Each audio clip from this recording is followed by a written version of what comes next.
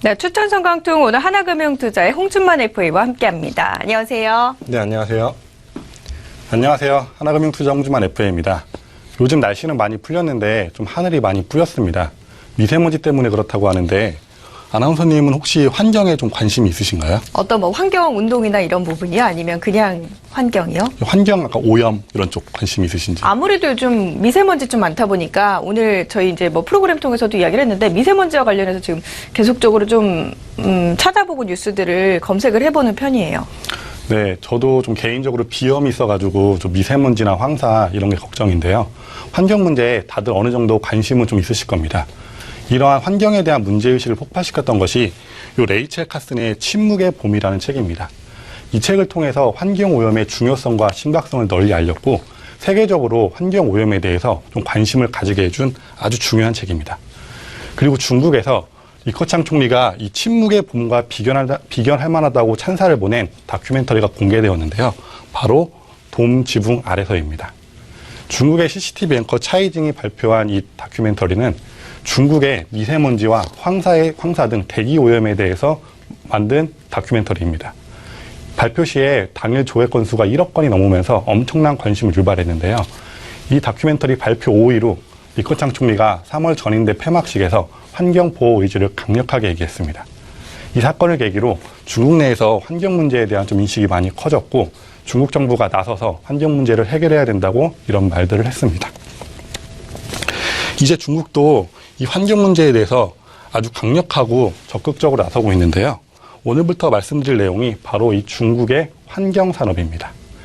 각 파트별로 종목과 함께 말씀을 드릴 텐데 오늘은 첫 번째로 폐기물 처리 산업에 대해서 말씀드리겠습니다.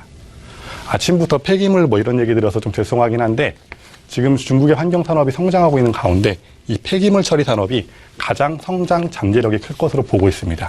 그러니 당연히 저희가 주목을 해야겠죠. 네, 중국의 폐기물 처리 사실 좀 생소해요. 중국 같은 경우는 뭐 스모그, 황사, 뭐 여러 가지 이제 그 오염과 관련된 내용들만 좀 생각이 나는데 이 중국의 폐기물 처리 업체 지금 현재 상황들이 어떻습니까? 네, 맞습니다. 사실 중국 하면은 이런 스모그, 그다음에 수질 오염 이런 게 먼저 떠오르죠. 이 폐기물 처리 관련해서는 사실 아직 규모도 작고 관심도 별로 없습니다. 근데 그거는 선진국도 마찬가지인 게 보통은 이런 대기 오염과 수질 오염에 대한 문제 해결에 대한 발전이 먼저 있고 그 뒤에 폐기물 처리 산업에 대한 발전이 생기게 됩니다. 이게 우리에게 한 번에 확 와닿는 일이 아니라서 그런데 비유해 보자면은 우리가 쓰레기를 버리는데 이게 잘 치우지 않아서 쌓이게 되면은 처음에는 그냥 그렇구나 하겠지만 나중에 이렇게 양이 많아지면은 악취도 나고 벌레도 생기고 썩은 물도 나오면서 좀 문제가 되겠죠.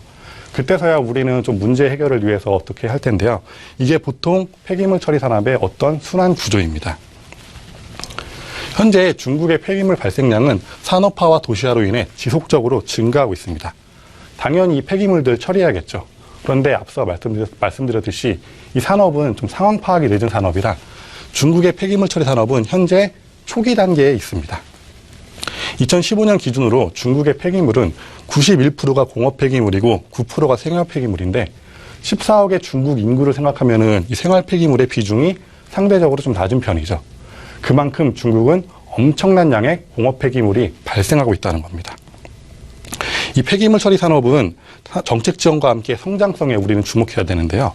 중국의 13차 5구의 기간 내에 중국의 환경 산업이 가장 빠르게 발전할 것이고 그 중에서 이 폐기물 처리 산업 분야가 가장 성장성이 클 것으로 기대가 되고 있습니다. 폐기물 중에서 가장 많은 양을 차지하는 공업 폐기물은 보통 일반 폐기물과 위험 폐기물로 나뉩니다. 일반 폐기물은 건설을 예로 들면은 저렇게 나오는 쓰레기들, 뭐 폐목재, 폐금속, 폐비닐 등 일반 산업 활동 중에 나오는 쓰레기라 생각하시면 되고요.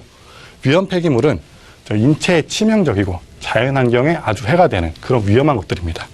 딱 떠오르는 게 이러한 핵폐기물이겠죠. 그리고 뭐 중금속, 독극물 등 사람의 건강에 매우 해로운 그런 것들도 포함이 되어 있습니다. 중국의 공업위험 폐기물 발생량을 보시면은 2011년부터 15년까지 꾸준하게 상승하고 있습니다. 현재도 계속 증가하고 있는 상황이고요. 2015년만 해도 작년 대비 16%나 증가한 4천만 톤을 넘어서고 있습니다. 이렇게 폐기물 발생량은 계속 증가하고 있는데 이 처리 시장은 아직 초기 단계에 불과합니다. 그것은 좀 중국 정부의 대응이나 정책이 별로 없었고 뭐 가격 정책 등의 이런 시장이 형성되지 않아서 이 시장 자체가 좀 많이 없었기 때문이죠. 중국 내에서 그냥 별다른 관심이 없었던 분야다라고 이렇게 생각하시면 되는데 지금은 상황이 좀 바뀌었습니다.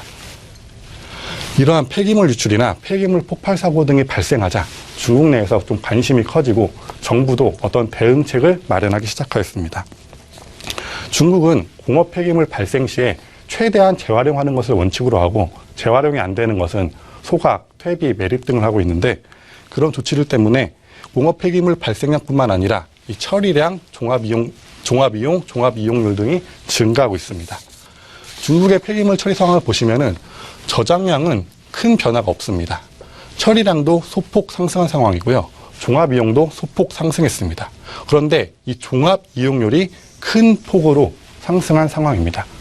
이 말은 처리하거나 저장하는 시설은 이미 한계라서 이 부분은 앞으로 많이 늘려야 되고 종합이용률이 증가했다고 하는 것은 앞으로 폐기물 처리 산업이 점점 더 성장하고 있다는 그런 말입니다. 그렇기에 중국의 폐기물 처리 시장은 향후 정책적인 지원 및 성장성에 주목을 해야 됩니다. 중국의 13차 5구획 기간 폐기물 처리 투자 규모는 4조 위안으로 우리나라 돈으로 약 650조나 됩니다. 이는 지난 기간 12차 투자 규모 8천억 대비 5배나 상승한 것인데요. 그렇다면 시장도 5배나 성장할 가능성이 있다는 것이죠. 또한 이 폐기물 처리 투자 규모는 늘면 늘었지 줄어들 수가 없습니다. 중국의 산업이 발전하면 할수록 이 폐기물 처리 산업은 같이 발전할 수밖에 없습니다. 나날이 전 세계적으로 환경 오염에 대한 좀 문제인식도 커지고 해결하려고 하는 과정에서 좀 이 폐기물 처리 분야의 산업은 중국뿐만 아니라 전 세계적으로도 커갈 산업입니다. 자, 영화 괴물 기억하실 겁니다. 1000만 관객이 넘는 영화였죠. 여기서 이 괴물은 우리가 한강에 올려버린 독극물 때문에 탄생하게 되었습니다. 또 그리고 일본의 유명한 괴수 영화 고질라 역시 인간이 몰래 버린 방사능 폐기물 때문에 탄생하게 되었습니다. 영화에서 이로 인해 엄청난 인명피해와 사고가 발생하게 되죠. 그런데 좀 이러한 일들이 실제로도 일어날 수 있지 않을까라는 좀 무서운 생각이 들기도 하는데요. 당연히 그러면 안 되겠죠. 인간을 위해서나 그리고 지구를 위해서도 이 폐기물 처리 산업은 우리에게 꼭 필요한 산업입니다. 넓은 땅과 많은 인구를 가진 중국, 그렇기에 이 폐기물 처리 산업 더욱더 중요하겠죠. 네. 중국의 폐기물 처리 산업과 관련된 내용들 살펴봤습니다. 오늘 추천 성강통 하나금융투자의 홍준만 FA였습니다. 고맙습니다. 네, 감사합니다.